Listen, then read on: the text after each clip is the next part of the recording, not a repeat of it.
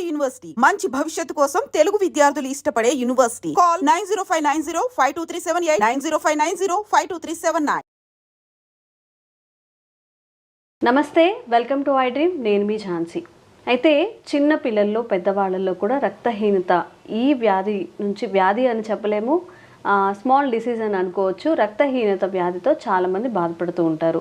మా పిల్లలకి ఎంత తినిపించినా వాళ్ళకి బ్లడ్ ఉండట్లేదు, సన్నగా ఉంటారండి, బలహీనంగా ఉంటారని చెప్తూ ఉంటారు. అండ్ ఆడవాళ్ళలో కూడా ఈ సమస్య చాలా ఎక్కువగా ఉంటుంది. మరి దీనికి ఆయుర్వేదంలో ఎలాంటి వైద్యపరమైన సూచనలు ఉన్నాయి, ఎలాంటి మెడిసిన్స్ ఉన్నాయి, ఈ విషయాలని డిస్కస్ చేద్దాము. ప్రస్తుతం మనం 40 ఏళ్ల సుదీర్ఘ ఆయుర్వేద ప్రయాణం చేసిన ఆయుర్వేద వైద్యులు బాలకిషన్ గారి దగ్గర ఉన్నాము. నమస్కారం అండి. నమస్కారం అమ్మా, ఎలా ఉన్నారు మీరు? బాగున్నానండి, మీరు బాగున్నారా? అయితే చాలా మందిలో బ్లడ్ తక్కువగా ఉంటుంది, ఉండవలసిన దాంట్లో సగం కూడా ఉండదు. పిల్లల్లో కానివ్వండి, పెద్దవాళ్ళలో కానివ్వండి. ఈ రక్తహీనత అనేది ఎందుకు వస్తుంది? రక్తహీనత రావడానికి చాలా రకాల కారణాలు ఉన్నాయి. మనం తీసుకునేటటువంటి ఆహారం, ప్రధానంగా మనం తీసుకునే ఆహారమే, ఇంకో కారణం లేదు అక్కడ. చిన్నపిల్లలు అవనేయండి, పెద్ద పిల్లలు. చిన్నపిల్లలు అవుతుందంటే నెగ్లిజెన్సీ ఆఫ్ ఫుడ్ అనమాట. పిల్లలకి ఇవ్వడం లేదు, సరిపడేంత ఫుడ్ మనం ఇవ్వడం లేదు. మేము ఇవ్వమా అని చెప్పేసి అందరు అనుకుంటున్నారు, కానీ ఇవ్వడం లేదు అని చెప్పచ్చు. చిన్నపిల్లలైనా పెద్దవాళ్ళైనా ఎవరైనా రోజు ఉదయం సాయంత్రం 1 కప్ ఆఫ్ మిల్క్ తాగడం చాలా మంచిది. అది ఇప్పుడు ఎవరూ తాగడం లేదు, కానీ తాగినా కానీ మనకి ప్యూరిటీ ఆఫ్ మిల్క్ అనేది ఎక్కడా కొంత ప్యూరిటీ ఉంది చెప్పచ్చు. ప్యూరిటీ లేదని చెప్పడానికి లేదు, ఉంది. మన హైదరాబాద్ లాంటి మహానగరంలో అసలు పాలు తాగడం అనేది వద్దు అనే చెప్తున్నారు. ఇక్కడ చెప్తున్నాను ఏంటంటే అలా అని లేదు. వన్ బ్రాండ్ నేను చెప్పొద్దు, కానీ 1 టైప్ ఆఫ్ బ్రాండ్ మిల్క్ తీసుకుంటాం, హోల్ మిల్క్, ప్యూర్ మిల్క్ తీసుకున్నట్లయితే we can take in that milk. వెన్న తీసి నెయ్యి తీస్తారు ఇంట్లో. ఇప్పుడు ఇక్కడ మా ఇంట్లో నెయ్యి వాడతాం మేము. అది ఎస్, అది అంటే అంత బాగున్న పాలు కూడా ఉన్నాయి. పూర్తిగా లేవు అని చెప్పడానికి లేదు. యాడ్లో ఇవ్వడం మా పాలు వాడండి, ఇవి వాడండి అని చెప్పడం కాకుండా ప్రధానంగా మేము వాడుతూ ఉంటాం కనుక విచ్ ఈస్ ద బెస్ట్ అని చెప్పేసి సెలెక్ట్ చేసి వాడుతున్నాం. అదే లేదు, అందులో చెప్తున్నాను కదా, మినిమం వీక్లీ వన్స్ 1 ounce, ఒక 100 గ్రాముల వరకు నెయ్యి వస్తుంది మేము వాడే పాలల్లో. 1 లీటర్ వాడతాం పర్ డే. అలా మీగడ తీసి పెట్టేసి వారం రోజులకి 15 రోజులకి నెయ్యి తయారు చేస్తారు. మేము తినగలిగేంత నెయ్యి మా ఇంట్లో తయారవుతుంది, నిక్షేపంగా చెప్పచ్చు. అంటే అలాంటి పాలల్లో విటమిన్స్, మనకు సరిపడే పోషక విలువలు ఉన్నట్టేగా. పాలల్లో ఏంటంటే అన్ని రకాల పోషక విలువలు ఉంటాయి. ఫోలిక్ యాసిడ్ ఉంటుంది, బోన్ స్ట్రెంత్కి, ఐరన్ ఉంటుంది, అది బ్లడ్ ఇంప్రూవ్మెంట్ చేస్తుంది. ఇలా చాలా రకాల ఖనిజలవణాలు ఉన్నాయి, కాల్షియం ఉంది, నియమిక్ యాసిడ్ ఉంది. ఇలా రకరకాల అన్ని రకాల పోషక విలువలు 1 కప్ ఆఫ్ మిల్క్లో దొరుకుతాయి. అందుకని పాలు త్రాగండి అని చెప్తాను అన్నమాట. అది కాక ఇంకా చూస్తే ఆకుకూరలు కూడా విరివిగా తీసుకోవాలి. అలా తీసుకోవడం వల్ల ఆకుకూరలలో కూడా ఎక్కువగా ఐరన్ పుష్కలంగా ఉంది. ఈ రోజుల్లో ఆకుకూరలు తెంపడం, తుంచడం లేట్ అవుతుంది అని చెప్పేసి అలా కాకుండా ఎంతసేపు ఆలు ఫ్రై, ఏదో అన్ని ఫ్రైలు, వేపులు తీసుకొని తినడం అది జరిగిపోతుంది. ఎప్పుడైతే వేపుడు ఎక్కువగా చేస్తామో అప్పుడు అందులో ఉన్నటువంటి పోషక విలువలు కూడా నశించిపోతాయి. సో మన శరీరానికి అందాల్సినంత పోషణ ఉండదు. అది కూడా ఒక టైప్ ఆఫ్ అందుకే నెగ్లిజెన్సీ ఆఫ్ ఫుడ్ అని అందుకే చెప్తున్నాను. ఫుడ్ సరైన సమయంలో సరైన విధంగా శరీరానికి అందడం లేదు అని చెప్పచ్చు. దానివల్లనే మనకి బ్లడ్ అనేది తగ్గిపోతుంది. మరి ఎలా అండి, దీన్ని ఎలా అధిగమించాలి అంటే మంచి పళ్ళు, పళ్ళ రసాలు, ఆహారంలో ప్రధానంగా చూడాలి. రక్తహీనత ఉన్న వాళ్ళు, పిల్లలు అవ్వచ్చు, పెద్దవాళ్ళు అవ్వచ్చు.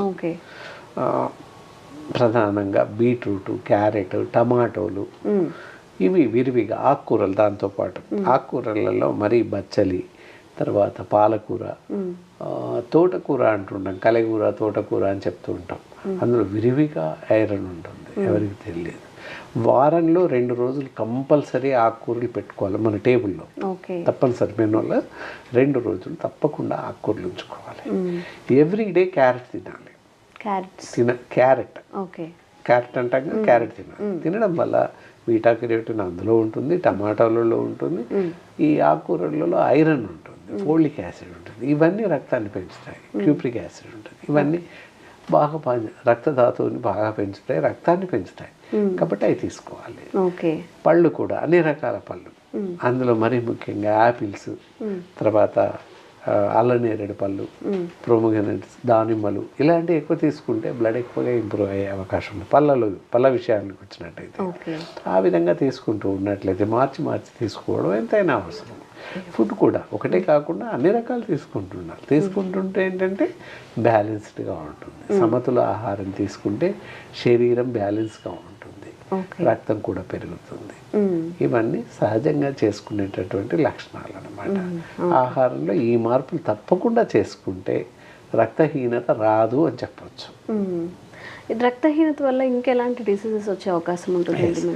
రక్తహీనత, రక్తం తగ్గడం వల్ల తూలి పడిపోవడం, అలాగే అదే సొమ్మ రోగం అని చెప్పేసి అంటారు, పడిపోయి సొమ్మసిల్లి పడిపోవడం.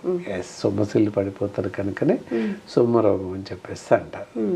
అలా ఆ విధంగా సొమ్మసిల్లి పడిపోవడం, తూలి పడిపోవడం, ఏ పని చేయలేకపోవడం, కళ్ళు చేతులు పాలిపోయినట్టు ఉండడం చూస్తే, వెంట్రుకలు బాగా ఎక్కువగా ఊడిపోవడం, ఇవన్నీ వాటి లక్షణాలు అన్నమాట. ఇవన్నీ కూడా లోపిస్తాయి. రక్తం తగ్గిపోతుంది అంటే వెంట్రుకలు ఊడిపోతుంటాయి, కంటి చూపు కూడా తగ్గిపోతూ ఉంటుంది. కొన్ని సందర్భాల్లో ఏ పని చేయలేకపోతాం, నీరసించిపోతాం, కొంత పని చేయగానే అలసిపోవడం, శరీరం తిమ్మిళ్ళు రావడం, ఇలాంటివన్నీ జరుగుతాయి రక్తహీనత వల్ల. కొన్ని రకాల జబ్బులు కూడా వచ్చే అవకాశం ఉంది. ఒకవేళ మహిళలు అయినట్లయితే పీరియడ్స్ పైన ఎక్కువ ఎఫెక్ట్ చూపిస్తాయి. అన్ని రకాల హార్మోన్స్ సమయానికి రిలీజ్ అవ్వవు, కాబట్టి దానివల్ల యూట్రస్ ప్రాబ్లమ్స్ అలాంటివి వచ్చే అవకాశం ఉంటుంది. పీసీఓడి ప్రాబ్లం రావడం, ఇంకా ఇతరత్ర సరైనటువంటి హార్మోన్స్ రిలీజ్ కావు కనుక సంతానలేమి ఏర్పడడం, ఇలాంటివి జరుగుతూ ఉంటాయి. కాబట్టి మంచి ఆహారం తీసుకోవడం ఎంతైనా అవసరం. మరి ఆయుర్వేద వైద్యంలో బీపీ కోసం ఎలాంటి మెడిసిన్ అయినా ఉందా? ఈ రక్తం పెరగడం కోసం, రక్తహీనతకి చాలా మంచి మెడిసిన్స్ ఉన్నాయి. ఏంటి అంటే హీమప్ అని చెప్పేసి బెస్ట్ ట్యాబ్లెట్స్ ఉన్నాయి. అవి ఉదయం సాయంత్రం ఒక్కొక్క మాత్ర చొప్పున వాడుతూ ఉన్నట్లయితే రక్తహీనతను అధిగమించవచ్చు. పైన చెప్పినటువంటి ఆహార నియమాలన్నీ కంపల్సరీ పాటిస్తూ ఉండాలి. ఇలా తీసుకోవడం, బచ్చలాకు ఇందాక చెప్పాము, పైన తోటకూర, ఇలాంటి వారంలో 2 రోజులు తప్పనిసరిగా ఆకుకూరలు ఉంచాలి. మిగతా క్యారెట్ ఎవ్రీడే తినాలి రక్తహీనత ఉన్నవాళ్ళు. అలా తీసుకుంటుంటే వితిన్ 1 or 2 monthsలో రక్తహీనతను బయటపడవచ్చు. నెలకి 1-2 grams పెరుగుతూ వెళ్తూ ఉంటుంది, ఎలాంటి మెడిసిన్ లేకుండానే. 1 cup of milk, ఒక ఎగ్ తీసుకోవాలి రోజు ఒక ఎగ్, ఒక కప్ పాలు, అలా తీసుకుంటే కూడా బాగా వృద్ధి చెందుతుంది రక్తం. అసలు ఎమోర్లెస్, డాక్టరే అక్కర్లేదు. ఇలాంటి పైన చెప్పిన ఫుడ్ అంతా తీసుకుంటే హాస్పిటల్ అక్కర్లేదు, మనంగా ఇచ్చేయచ్చు. క్యారెట్ అనగానే పచ్చి తింటుంటారు, పచ్చి తినకూడదు. బీట్రూట్, క్యారెట్ ఇవి పచ్చి తినకూడదు. కర్రీ లాగా చేసుకొని క్యారెట్ అన్నిట్లలో వేయండి, దోశలో వేయండి మిక్సీ పట్టి, లేదా క్యారెట్ డైరెక్ట్ కర్రీ చేసుకొని వండండి, లేదా మిక్స్డ్ వెజిటేబుల్ ఏ కూరలో అయినా క్యారెట్ వేయచ్చు, రైస్లో కూడా క్యారెట్ వేయచ్చు, ఇడ్లీలో వేయచ్చు. ఇట్లా ప్రతి దానిలో క్యారెట్ చేర్చుకొని తినాలి. రోజు ఒక మనిషి 50 grams 60 grams క్యారెట్ తింటూ ఉండాలి. రక్తహీనత ఉన్నవాళ్ళు, లేని వాళ్ళు కూడా తినొచ్చు. కంటి జబ్బు తగ్గుతుంది, దెన్ యాజ్ వెల్ యాజ్ రక్తహీనత పెరుగుతుంది. బీటా కెరోటిన్ రెండిట్లో, బీట్రూట్లో ఉంటాయి, క్యారెట్లో ఉంటాయి, టమాటోలో ఉంటాయి. ఇవి ఎక్కువగా తీసుకోవడం, వారంలో తప్పకుండా 1 నుంచి 2 సార్లు 3 సార్లు ఎక్కువ పెంచుకోవాలి. ఆహారంలో ఇవి ఎక్కువ ఉండేలాగా చూసుకుంటూ వస్తుంది. ఇంకా థైరాయిడ్ లేని వాళ్ళైతే రాగులు తీసుకోవచ్చు, వాటి వల్ల కూడా ఐరన్ పెరుగుతుంది. థైరాయిడ్ ఉంటే తినకూడదు రాగులు, థైరాయిడ్ పెరుగుతుంది, అందుకోసం ప్రత్యేకంగా చెప్పడం అనమాట. వాళ్ళు కాకుండా ఎవరైనా రాగులు తీసుకోవచ్చు. రాగులు అనగానే రాగి జావ తాగుతారు, అలా కాదు, రాగి చపాతీ కానీ దోశలా కానీ చేసుకొని తినవచ్చు. అలా తింటే బెనిఫిట్స్ ఉంటాయి. అండ్ నాన్ వెజిటేరియన్ అయితే చికెన్, ఫిష్, ఎగ్ తినవచ్చు, మటన్ తినకూడదు. మళ్ళీ ఇది తీసుకోవడం వల్ల రక్తహీనత నుంచి పూర్తిగా అధిగమించవచ్చు. చికెన్ సూప్ అలాంటివి తీసుకుంటే రక్తం బాగా పెరిగిపోతుంది. క్యాన్సర్ పేషెంట్స్ చికెన్ సూప్ ఇవ్వండి అని చెప్తాం మేము, బ్లడ్ తగ్గుతుంది కనుక. అలా ఇవ్వడం వల్ల బాగా పెరుగుతుంది. అండ్ మందులు కూడా ఆయుర్వేదంలో అద్భుతమైన ఆయుర్వేద మెడిసిన్స్ ఉన్నాయి, చికిత్స అందించే అవకాశం ఉంటుంది.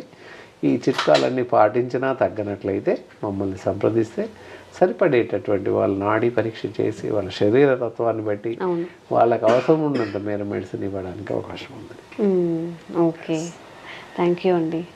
నమస్కారం.